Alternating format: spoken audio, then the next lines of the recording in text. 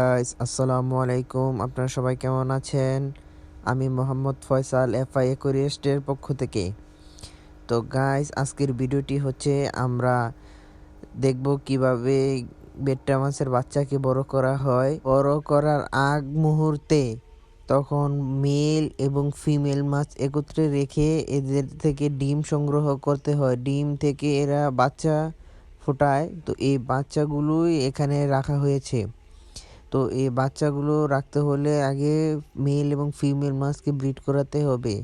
তো ব্রিড করাতে হলে এদেরকে ফাইটার মাছ কখনো একসাথে রাখা যায় না, কারণ এরা একসাথে থাকলে মারামারি করবে, তারপর পাখনা ছিঁড়ে ফেলবে, লেজের সমস্যা হবে। এদের নামই তো দেওয়া হয়েছে এই জন্য ফাইটার মাছ। তো এদেরকে একত্রে রাখা যায় না। এখন এদের ব্রিড করার পর যখন এই ফ্রাইগুলো ফ্রি সুইমিং হবে, এদের ফ্রি সুইমিং হতে মাত্র সময় লাগে 3 দিন। তো 3 দিনে এদের যে পেটের নিচে ডিমের মতো থাকে, তো ওইখানে থাকে হচ্ছে আপনার কিছু দিনের জন্য চলার মতো খাবার থাকে। তো ওই খাবারগুলো শেষ হতে সময় লাগে 3 দিন। এই 3 দিন পর এরা ফ্রি সুইমিং হয় বলতে একটু নড়াচড়া করতে পারে। তো এদেরকে আলাদাভাবে পরিচর্যা করার জন্য এদেরকে ব্রাইন শিম খাওয়ানো হয়। এই কয়েকদিন এদেরকে ব্রাইন শিম দিতে হবে।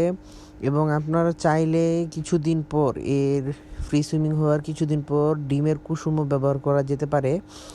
তবে আমার মতে আপনারা এদেরকে ব্রাইন শিম দিলেই সর্বোচ্চ হবে। তো গাইস, আজকের ভিডিওটা হচ্ছে এই পর্যন্ত। আপনারা পরবর্তী ভিডিও দেখতে হলে আমাদের চ্যানেলটিকে সাবস্ক্রাইব করে রাখুন এবং লাইক, কমেন্ট এবং আপনাদের বন্ধুদের কাছে শেয়ার করতে পারেন, যেন আমাদের পরবর্তী ভিডিওটা আপনারা দেখতে পারেন। বেল নোটিফিকেশন অন করে রাখবেন। আসসালামু আলাইকুম।